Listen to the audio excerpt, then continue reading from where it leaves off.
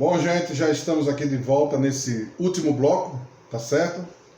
Para possamos dar mais algumas considerações a respeito desse primeiro tópico do assunto, a doutrina da salvação. Estas condições confirmam o princípio estabelecido como na discussão da soberania de Deus, a saber, que a iniciativa da salvação só pode partir de Deus. Isso nós já vimos e eu creio que já temos a certeza. Não há salvação em nenhum outro, porque nenhum outro nome dado debaixo da terra possamos ser salvos, né? Só através da graça do Senhor Jesus. Isto é, o que concluímos da tristíssima, ele coloca essa palavra aqui, né? Tristíssima condição em que vemos o homem morto, separado de Deus. O homem está morto espiritualmente, impossibilitado, portanto, de tomar a iniciativa da salvação. Quem está morto não pode reagir a nada, né? Quem está morto não tem nenhuma atividade. Isso é interessante o que ele diz aqui. O homem está morto espiritualmente e impossibilitado, portanto, de tomar a iniciativa da salvação. Por isso, Paulo diz aos Efésios, pela graça sois salvos mediante a fé. Isso não vem de vós. Por quê? Porque vocês estão mortos. É dom de Deus, é ação de Deus. A salvação é a ação de Deus na vida do homem para torná-lo vivo novamente.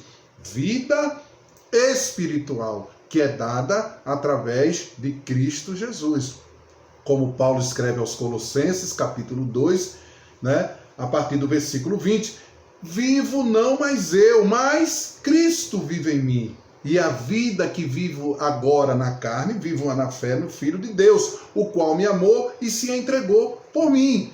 Ou seja, nós ressuscitamos de uma vida espiritual morta pela graça e pelo dom de Deus em Cristo Jesus, o nosso Senhor. Por isso que jamais será mérito de homem algum, né? E bobo é o homem que em si pensar que ele tem alguma coisa que o garanta a salvação, que o faça merecedor da salvação. Até porque todos que estão distantes de Deus estão mortos. Precisamos de vida para poder estarmos perto do Senhor novamente. Aí entra o trabalho de reconciliação. Lembra do que Paulo diz? Deus estava em Cristo reconciliando para si o homem, chamando novamente o homem para uma reconciliação, um recomeço. E isso está bem claro nas palavras de Jesus em João capítulo 14, versículo 6. Eu sou o caminho, a verdade e a vida. Ninguém vem ao Pai senão por mim. Reconciliação, recomeço, uma nova trajetória para o caminho do homem. Em nosso estudo acerca da soberania de Deus em sua relação com a salvação, se nos depara o glorioso fato de que Deus estava sempre ansioso por salvar o homem e dar-lhe uma nova oportunidade de vida, e essa vida agora eterna. Amém? Por outro lado, no nosso estudo da liberdade da condição do homem, achamos que ele pecou voluntariamente contra Deus, apesar de ser avisado de que tal pecado produziria a morte. Por isso, ainda mais se acentua a morte espiritual do homem no pecado, né? O homem foi avisado, o homem foi abençoado, porque o Senhor disse, olha, você pode usufruir de todas as outras árvores desse jardim, desse lugar. Apenas esta árvore, do fruto do conhecimento do bem e do mal, você não pode nem tocar. Mas de todas as outras, você pode fazer uso. Ou seja, o homem estava abençoado e diante do homem havia apenas a maldição de não tocar naquela árvore, de não ser desobediente. E justamente aquela árvore chamou a atenção deles e por ela, pelos frutos dela, o homem caiu, certo? Vamos lá. Por isso ainda mais se acentua, né, como nós já falamos, Deus na pessoa de seu unigênito Filho. Agora vem o trabalho de Jesus, a obra, o ministério. Veio a este mundo, tomou o lugar do homem e sofreu as consequências do pecado. Ele levou sobre si as nossas dores, as nossas iniquidades, as nossas enfermidades. O castigo que nos traz a paz estava sobre ele e pelas suas pisaduras fomos sarados.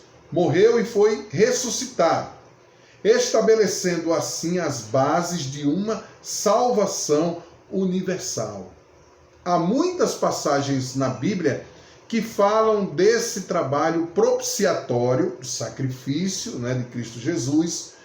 Do profeta Isaías temos as seguintes palavras: verdadeiramente ele tomou sobre si as nossas enfermidades, dores e sobre si. E nós o reputávamos por aflito, ferido de Deus e oprimido.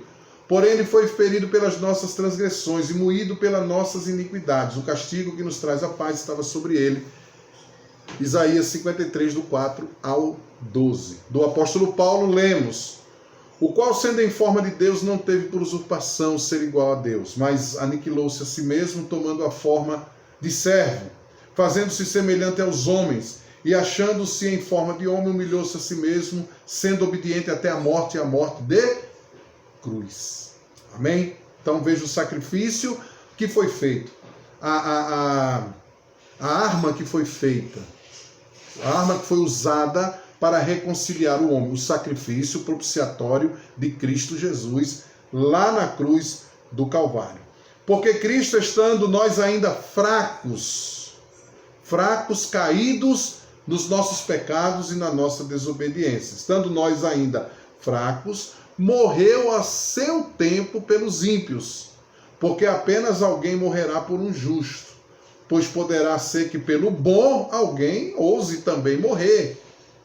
Mas Deus recomenda o seu amor para conosco, em que Cristo morreu por nós, sendo nós ainda pecadores. Logo mais agora, sendo justificados pelo seu sangue, seremos por ele salvos da ira. Porque se nós, sendo inimigos, fomos reconciliados com Deus pela morte de seu Filho, muito mais estando já reconciliados, seremos salvos pela sua vida.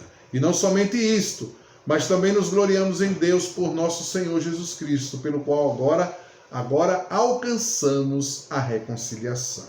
Amém, meus irmãos? Então, esse é o primeiro tópico da nossa aula, né, no assunto a doutrina da salvação.